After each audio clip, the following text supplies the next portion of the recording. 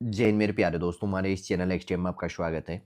देखिए यहाँ पर कोल इंडिया लिमिटेड CIL जिसको कहा जाता है, यहाँ पर वैकेंसी अपडेट है, रिक्रूटमेंट एडवर्टाइजमेंट अपडेट है।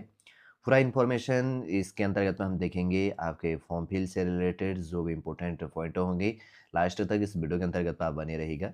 जो भी न्यू स्टूडेंट इस वीडियोज़ के अंतर्गत पर जुड़ा, यदि आपके द्वारा हमारे इस चैनल एक्सट्रीम को सब्सक्राइब नहीं किया तो सब्सक्राइब कीजिए, बेल आइकन को प्रेस कर दीजिए, ताकि जो भी कंटेंट, जो भी इन्फॉर्मेशन हमारे द्वारा आपके लिए प्रोवाइड किया जाता है, तो उसका नोटिफिकेशन आपके पास में समय पर अवेलेबल हो जाएगा। टू द पॉइंट देखेंगे फॉर्म फिल करने के लिए, ठीक है? सबसे पहले यहाँ पर कहा गया है, क्या कहा गया है? Opening date for online registrations of applications ये स्टार्ट होगा 12 मई 2026 से, और उसके बाद में last date of online submissions of application 11 जून 2026 को इसका क्लोजिंग डेट होगा। 12 मई से स्टार्ट होगा और उसके बाद में 11 जून 2026 इसका क्लोजिंग डेट होगा। सबसे पहले तो हमने यहाँ पर इंपॉर्टेंट डेट देख लिया। अगर ऊपर वो वेबसाइट हाईलाइट है तो ठीक है, नहीं तो अभी अभी जहाँ पे बीच में दिखेगा ना, वहाँ पर हम प्रोवाइड करेंगे आपके लिए। देखिए यहाँ पर है, ब्लू कलर के अंदर में यहाँ पे दिख रहा है। सबसे पहले वेबसाइट भी देख लो, www.coalindia.in पे जाके आपको क्या करना है, अप्लाई करनी है। ऑफिशियल वेबसाइट ये है, पता होना चाहिए। देखिए अलग-अलग डिपार्टमेंटों के अंदर वैकेंसी है। सबसे पहले बात करेंगे तो यहाँ पर ब्रांच है सिविल के लिए, सिविल इंजीनियरिंग के लिए मिनिमम क्वालिफिकेशन कहा गया है डिग्री इन दी रिलेवेंट जो ब्रांच है, और इंजीनियरिंग जो है विथ है मिनिमम ऑफ 60% मार्क्स। यहाँ पर भी वही है। आपका क्या है कि जो आपका सिविल से जो आपने डिग्री लिया हुआ है उसमें आपका डिप्लोमा नहीं कहा गया है, डिग्री कहा गया है।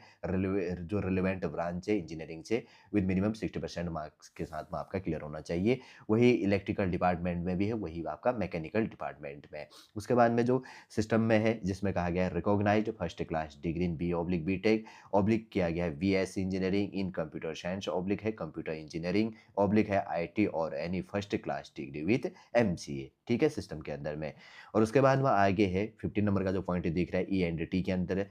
यहाँ पर है BE/BTech ऑब्लिक है BSc engineering in relevant branch engineering with minimum 60% marks के साथ में। और उसके बाद में जियोलॉजी के अंदर में जो है, जियोलॉजी में कहा गया है MSc/MTech इन जियोलॉजी, और हो गया अप्लाइड जियोलॉजी, और हो गया अगर बात करेंगे तो जियोफिजिक्स जो यहाँ पर होता है, और applied geophysics with minimum 60% marks के साथ में। 17 नंबर की बात करेंगे। 17 नंबर है इंडस्ट्रियल इंजीनियरिंग में। यहाँ पर कहा गया है इंजीनियरिंग जो है डिग्री होना चाहिए in the relevant subject of engineering में with a minimum of 60% marks के साथ में। 18 है 18वें नंबर का है, हिंदी में है, राजभाषा में MA इन हिंदी, MA होनी चाहिए in Hindi with minimum 60% marks के साथ में, and graduation with Hindi and English as main subject with 50% marks के साथ में। 19 19वें नंबर का है यहाँ पर, जो कंपनी सेक्रेटरी के अंदर में। तो इसकी जो वैकेंसी है इसमें एजुकेशन क्वालिफिकेशन ये है, graduate in any discipline from recognised university oblique institute having acquired, जो यहाँ पर होगा कंपनी सेक्रेटरी क्वालिफिकेशंस, और उसके बाद में विथ एसोसिएट ऑब्लिक जो यहाँ पर है फ्लो मेंबरशिप्स ऑफ ICSI में। और उसके बाद में प्रेफरेंस कहा गया है would be given to those candidates who have worked in a जो लिस्टेड कंपनी में। देखिए जो सारे ब्रांचेस हैं यहाँ पे, civil mechanic, electrical mechanical system E&T और जियोलॉजी के लिए, और इंडस्ट्रियल इंजीनियरिंग और राजभाषा के लिए, और कंपनी सेक्रेटरीट के लिए। तो इसमें जो एजुकेशन क्वालिफिकेशन मांगा गया ये हमने यहाँ पर देख लिया है। और उसके बाद में जैसे कि यहाँ पर बात करेंगे तो कुछ और दिया गया है, एलिजिबल जो ब्रांचेस से रिलेटेड कौन से एलिजिबल ब्रांच होंगे इसमें, तो उसमें यहाँ पर भी अगर हाईलाइट आपको अच्छा लगेगा तो आप देख लेना कि कौन-कौन से इलेक्ट्रिकल के अंदर कौन-कौन से ब्रांच आएँगे, मैकेनिकल में कौन सा आएगा, और इलेक्ट्रॉनिक्स एंड टेलीकम्युनिकेशन में कौन-कौन सा आएगा, और इंडस्ट्रियल इंजीनियरिंग में कौन-कौन से आएँगे, ठीक। देखिए, अब यहाँ पर हम वैकेंसी देख लेते हैं, काफ़ी अच्छा है, ठीक। सबसे पहले यहाँ पर जो सिविल डिपार्टमेंट का था, उसमें टोटल आप देख लेना general EWS, SC, ST, OBC, NCL, और उसके बाद में जो ग टोटल फ्रेश वैकेंसी यहाँ पर अपडेट है, तो बैकलॉग वैकेंसी भी यहाँ पर है, टोटल 4 पोस्टें जैसे यहाँ पर दी गई हैं, तो टोटल इसमें वैकेंसी है। और पर्सन्स विद बेंचमार्क डिसेबिलिटी का यहाँ पर दिया गया कैटेगरी ये है। टोटल इसमें 178 पोस्ट हैं सिविल के लिए, और इलेक्ट्रिकल डिपार्टमेंट में यहाँ पर 221 पोस्टें हैं। मैकेनिकल डिपार्टमेंट में 145 पोस्ट है। फिर उसके बाद में सिस्टम में 43 43 43 43 43 पोस्ट हैं। उसके बाद में इलेक्ट्रॉनिक्स एंड कम्युनिकेशन में 38 पोस्टें हैं और जियोलॉजी में टोटल 15 पोस्टें 15 पोस्टें हैं। फिर उसके बाद में इंडस्ट्रियल इंजीनियरिंग में टोटल 11 पोस्टें हैं। फिर उसके बाद में राजभाषा जो हिंदी है टोटल इसमें 5 पोस्ट हैं। आप अपनी कैटेगरी है और यदि आप पर्सन्स विद बेंचमार्क डिसेबिलिटी के अंदर हैं तो आप वैकेंसी अपना थोड़ा-सा माइक्रो रूप से देख लीजिएगा। और उसके बाद में कंपनी सेक्रेटरी के अंदर टोटल 4 पोस्टें दी गई हैं, जिसमें टोटल अगर बात करेंगे तो 660 पोस्टें टोटल दी गई है।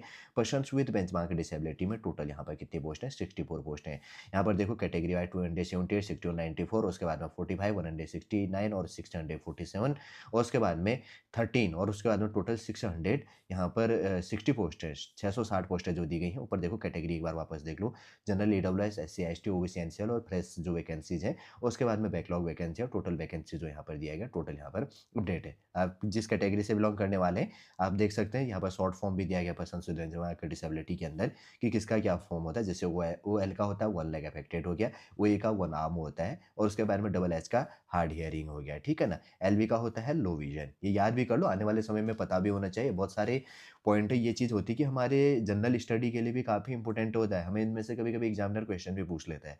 इसलिए जब हम देखते हैं तो इन पॉइंटों को भी अपने को ध्यान में रखने की आवश्यकता है। देखिए अगर बात करेंगे तो यहाँ पर जनरल अनरिजर्व्ड के लिए मिनिमम 40% मार्क्स लेके आना ज़रूरी है इस पेपर में और उसके बाद में ओबीसी नॉन क्रीमी लेयर के अंदर में minimum 35% marks in each papers में। जैसे क्वालिफाइंग मार्क्स इन दी जो कहा गया कंप्यूटर बेस्ड ऑनलाइन टेस्ट जब होगा आपका और एससी और एसटी के लिए मिनिमम 30% मार्क्स लेके आना जरूरी है। कंप्यूटर बेस्ड एग्जाम होने वाला है, ये चीज़ भी अपने को ध्यान में रखना है।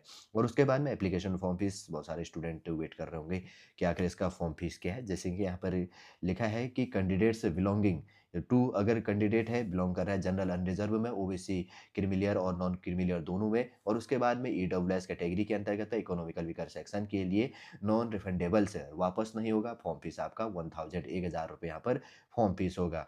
और उसके बाद में जैसे नॉन रिफंडेबल है प्लस यहाँ पर एप्लीकेबल जो जीएसटी है गुड एंड सर्विस टैक्स 180 रुपये 180 रुपये यहाँ पर प्लस हो जाना है और टोटल फीस यहाँ पर कितना है 1180 1180 रुपये फॉर्म फीस है general unreserved OBC creamy layer और नॉन क्रीमी लेयर और ईडब्ल्यूएस के लिए। टोटल देख लो 1180 रुपये आपके कटेंगे। आपको इसमें क्या कर लेना है, ध्यान में रख लेना है। शायद और कैटेगरी के लिए यहाँ पर कोई फॉर्म फीस पे नहीं करनी है। टोटल एक कैटेगरी के लिए यहाँ पर कितनी 1180 रुपये फॉर्म फीस पे करना है, जैसे कि यहाँ पर लिखा गया है। ऊपर यहाँ पर लिखा गया एस सी एस टी पीडब्ल्यू वीडी कैंडिडेट ऑब्लिक एम्प्लॉय जो है ऑफ जो कोल इंडिया लिमिटेड के अंदर जॉब करते हैं तो उनके अंदर में कोई फॉर्म फीस यहाँ पे भी नहीं होने वाली है। आगे बढ़ते हैं उसके बाद में एग्जेम्प्टेड फ्रॉम यहाँ पर लिखा गया है पेमेंट और एप्लीकेशंस फीस। और उसके बाद में आगे बढ़ते हैं जैसे कि इसमें कहा गया है कि जो एज लिमिट आपका काउंट होने वाला है, एज आपका सबसे पहले यहाँ पर है ओबीसी जैसे आपका अपर एज लिमिट आपका होनी चाहिए 30 ईयर्स एज ऑन 13 अप्रैल 2026 को। और जो भी है यहाँ पर नॉर्मल जनरल ईडब्ल्यूएस कैटेगरी के अंदर में। और उसके बाद में यहाँ पर ओबीसी नॉन क्रीमी लेयर के लिए 3 ईयर प्लस होगा, एससी एसटी के लिए 5 ईयर्स का है। फिर उसके बाद में for persons with benchmark disability में जनरल अनरिजर्व में 10 ईयर्स का, ओबीसी में नॉन क्रीमी लेयर में 13 ईयर्स का और उसके बाद में यहाँ पर एससी एसटी के लिए 15 ईयर्स का होगा। ये चीज़ अपने को यहाँ पर ध्यान में रख लेना है। जैसे कि मैं पहले भी कह चुका हूँ आपका यहाँ पर मेंशन होगा नो ज़्यादा 56 से ज़्यादा नहीं होनी चाहिए यहाँ पर एज लिमिट भाई। ये चीज़ भी यहाँ पर कहा गया नोट प्रेस नोट के अंदर इसमें भी देखो। और कम 30 साल से ऊपर और 56 से नीचे एज आपकी होनी चाहिए। शॉर्ट शब्दों में यहाँ पर अपने को देख लेना है। आगे बढ़ते हैं उसके बाद में। वैसे तो बेसिक पॉइंट है यहाँ पर 15 पेजों में जैसे कि आपका दिया गया है जो पर्सन्स में डिसेबिलिटी से रिलेटेड दिया गया, सैलरी से रिलेटेड कुछ पॉइंट यहाँ पर दिया गया। हाउ टू अप्लाई, कैसे अप्लाई कर सकते हैं, वैसे तो मैं पहले वेबसाइट आपके लिए हाईलाइट कर चुका हूँ और वापस आप देख सकते हैं यहाँ पर कहाँ पर क्या इंपॉर्टेंट पॉइंट है। लगभग 15 पेजों में यहाँ पर इनके द्वारा इंपॉर्टेंट इन्फॉर्मेशन यहाँ पर प्रोवाइड किया है जो जानने के लिए आपका इंपॉर्टेंट हो जाता है। देखिए कोल इंडिया लिमिटेड का जो यहाँ पर आपका एड्रेस है यहाँ पर दिया गया कोलकाता में है, ठीक। देखिए अगर बात करेंगे तो कोल इंडिया लिमिटेड के अंदर में अलग अलग डिपार्टमेंटों में लगभग 660 पोस्टों के लिए जो यहाँ पर वैकेंसी अपडेट है जो भी हमारे फॉर्म फिल के लिए जानने के लिए इंपॉर्टेंट पॉइंट थी शॉर्ट रूप से इस वीडियो के अंतर्गत तो हमने जानने की कोशिश की है। उम्मीद करूंगा दोस्तों जो भी इंपॉर्टेंट पॉइंट थे आपको समझ में आया होगा, जो भी इसके अंदर एलिजिबल होगा। यदि आज का इन्फॉर्मेशन आपको अच्छा लगे लाइक कीजिए, कमेंट कीजिए और हमारे इस चैनल नेक्स्ट टीएम को सब्सक्राइब कीजिए। वापस हम नेक्स्ट क्लास के अंतर्गत आपसे मिलेंगे। जय हिंद, जय भारत।